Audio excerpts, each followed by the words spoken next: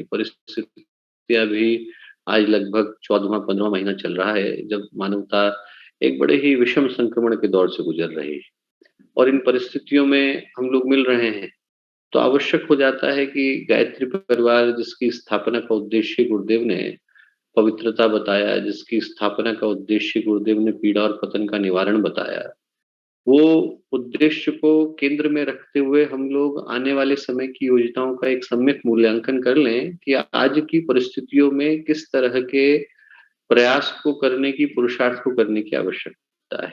और ऐसा कुछ नया नहीं है जो मैं बता सकूँगा क्योंकि वो सारे के सारे कार्य राजस्थान के गायत्री परिवार के द्वारा, हम लोगों के अग्रजों के द्वारा, हम लोगों के युवा भाई-बहनों के द्वारा, सबके द्वारा निरंतर क्रम में बहुत ही बेहतर तरीके से संपन्न किए जा रहे हैं। सिर्फ़ आवश्यकता एक बार उस चिंतन को दोहराने की है।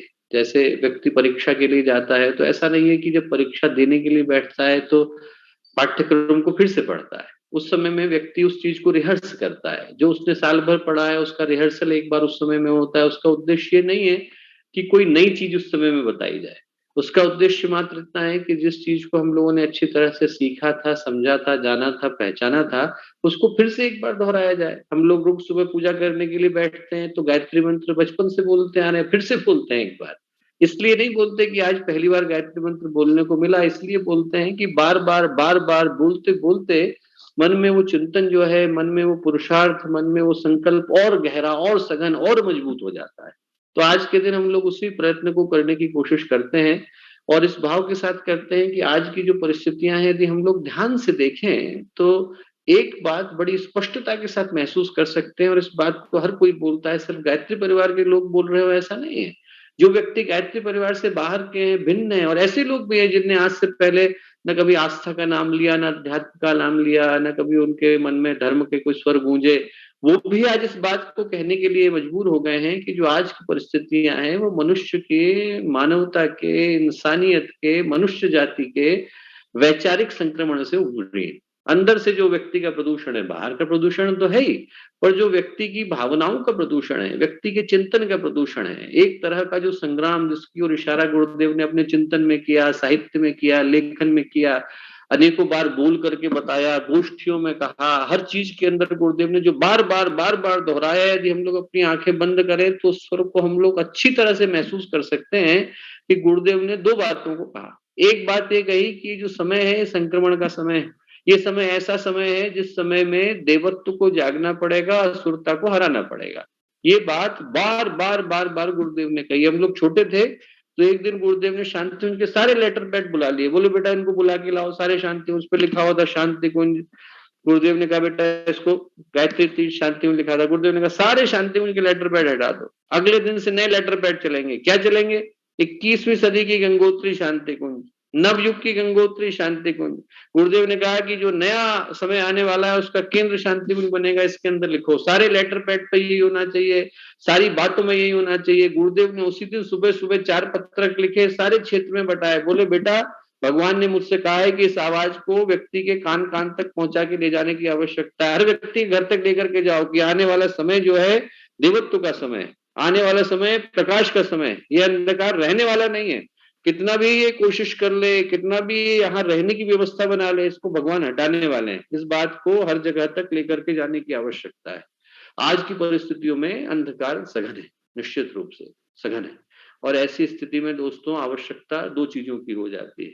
प्रार्थना की हो जाती है कि हम प्रभु से प्रार्थना करें कि भगवान सूर्य का उदय हो, पर इस चीज की भी आवश्यकता हो जाती है कि हम भगवान सूर्य के उदय के लिए सही तैयारी की व्यवस्था बनाएं। आज जो देवासुर संग्राम चल रहा है वो बाहर की भूमि पर नहीं चल रहा है, इंसान के मन के अंदर चल रहा है, इंसान के अंतःकरण के अंदर चल रहा है। आज का जो रण है वो मनुष्य का अंतःकरण है। आज के समय की जो युद्ध भूमि है वो मनुष्य की मनोभूमि है। आज के समय का जो प्रदूषण है वो मनुष्य की भावनाओं का संक्रमण है। और ऐसी स्थिति में जिन प्रयासों को करने की आवश्यकता है वो भी बाहर नहीं बल्कि मनुष्य के मन के, भावनाओं के, चित्त के, चिंतन के, दृष्टिकोण के, विचारों के अंदर करने की आवश्यकता है। गहराई के अंदर अंदर जाकर उसके चिंतन को नया करने की आवश्यकता है, भावनाओं को नया करने की आवश्यकता है। जिसको गुरुदेव ने कहा मनुष्य का भावनात्मक नव निर्माण, कपड़े वही पहने, शरीर वैसा ही हो, बाहर से दिखने में वैसा ही हो, अंदर से उसका सिम कार्ड हम बदल दें। वही फ़ोन वही का वही रहना चाहिए। बाहर से जैसा दिख रहा है वैसे ही व्यक्ति का फ़ोन दिखे, जैसा वो खोखा था वैसा ही दिखे। अंदर से आप सिम कार्ड बदल दीजिए, कार्ड नया होना चाहिए, नेटवर्क नया होना चाहिए, उसके अंदर इंटरनेट नया चलना चाहिए। उस व्यक्ति के अंदर चिंतन भी नया हो जाए, भावनाएँ भी नई हो जाए, दृष्टिकोण भी नया हो जाए, उसके अंदर हर चीज़ नई हो जाए, ये कर देने का समय अब आ गया है। क्यों? क्योंकि ये जो व्यवस्था है वो सही नहीं है दोस्तों। बाहर की जो समस्याएँ हैं वो तो हम लोग देख ही सकते हैं, आदमी के मन में जो परेशानियाँ हैं वो देख सकते हैं। जिस तरह आदमी में कलह बढ़ रहा है, विग्रह बढ़ रहा है, विद्वेष बढ़ रहा है, आदमी के अंदर ईर्ष्या बढ़ रही है, समस्याएँ बढ़ रही हैं, क्रोध बढ़ रहा है, एक-दूसरे के प्रति का विश्वास घट रहा है, स्नेह घट रहा है, पारिवारिकता घट रही है, ये सारी चीज़ें तो दिखाई पड़ती हैं। पर आदमी अपने आप से पूछ करके देखे कि यदि सब कुछ मान लिया एक तरफ कि इन सारी चीज़ों को सुधारने की व्यवस्था बन भी जाए, युद्ध जो है वो संयुक्त राष्ट्र संघ मिलकर के सुलझा दे, 2 देशों के बीच में संधि हो जाए और उनके बीच का विग्रह समाप्त हो जाए। कल को कोई कोरोना का क्योर ढूँढ ले और वो भी शांत हो जाए, कल को कोई प्रदूषण के लिए कोई इलाज ढूँढ ले और वो भी शांत हो जाए। मान लिया ये सारी समस्याएँ शांत हो गई, तब भी जो आज की तारीख में मनुष्य का जीवन है उसमें कौन-सा सुख है? कौन-सी शांति है? आदमी के जीवन के अंदर कहाँ कौन-सा उद्देश्य रह गया है? आदमी के अंदर भावनाओं में कौन-सी शांति रह गई? कहाँ संतुलन है? कहाँ सौहार्द है? आदमी जो है एक-दूसरे को इस तरह से देख कर के जीवन जी रहा है, इस तरह से ईर्ष्या, द्वेष, कुढ़ते, जलते एक-दूसरे को इस तरह से देख कर के जीने का नाम मनुष्य का जीवन है, तो ना मिले तो अच्छा है। आदमी भैंस बना होता और एक-दूसरे को सींग गड़ाता, तो कम से कम ये संतोष तो होता कि सींग गड़ाने को मिले हैं। अभी तो जो हाथ भगवान की प्रार्थना करने को मिले हैं, उनसे आदमी दूसरे का गला घोंटता है।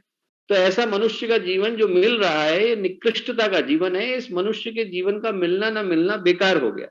जो सबसे ज़्यादा बड़ी दुर्घटना आज के समय की घटी है दोस्तों, वो यही घटी है कि 2-2 हज़ार साल की प्रतीक्षा के बाद जो मनुष्य का जीवन मिलता है, वो आदमी कूड़े के डब्बे में डाल कर के भूल जाता है।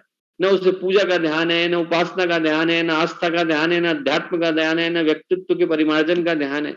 तो उनके जीवन में इन सिद्धांतों को लौटाने का काम अपन लोगों को करना है। गायत्री परिवार की जो ज़िम्मेवारी है, वो इस समय की सबसे महत्वपूर्ण ज़िम्मेवारी है।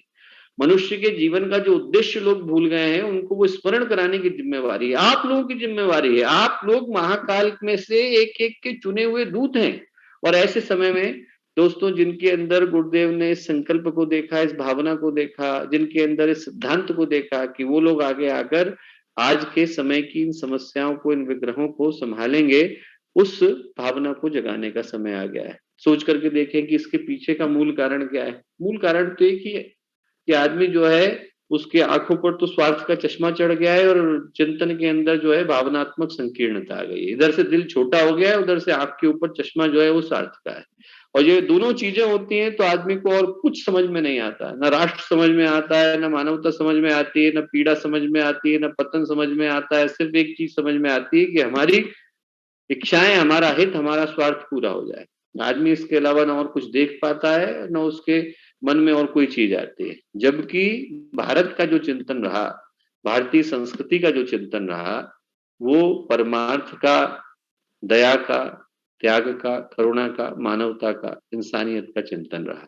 और आज के समय से ज़्यादा महत्वपूर्ण समय दूसरा नहीं हो सकता, जब इन भावनाओं को जन-जन तक पहुँचाया जा सकता है।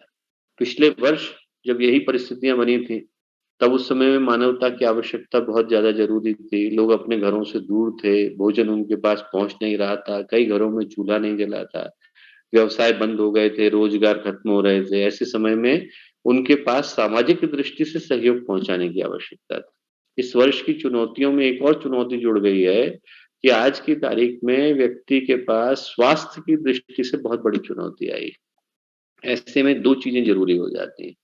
एक तो संवेदना ज़रूरी हो जाती है। संवेदना तो गायत्री परिवार ने, राजस्थान ने इतना बढ़िया प्रयोग किया, लोगों ने घरों-घरों में जाकर के भोजन पहुँचाने शुरू करे, फ्री टिफ़िन की व्यवस्था शुरू करी, 5-5, 10-10 लाख रुपए की दवाइयाँ कई केंद्रों ने ले जाकर के लोगों को बाँटनी शुरू करी। कई लोग ऐसे हैं जिनने प्लाज़्मा डोनर के रूप में काम किया, अपना ब्लड ग्रुप अवेलेबल करा दिया कि हम लोग कोरोना से जूझ करके निकले हैं, तो हमारा ब्लड तो किसी काम आ सकता है। और कई लोगों ने तो बिल्कुल अभिनव प्रयोग करे, कई लोगों ने तो पेड़ लगाने शुरू करे कि अरे ऑक्सीजन के सिलेंडर तो हम लगा रहे हैं। आज के समय में जो सबसे बड़ी आवश्यकता है वो ऑक्सीजन की है, तो ऐसी स्थिति में हम कल के लिए ऑक्सीजन सिलेंडर को प्लांट कर रहे हैं। तो ऐसे बहुत सारे अभिनव प्रयोग लोगों ने करे और उसके केंद्र में जो भाव है दोस्तों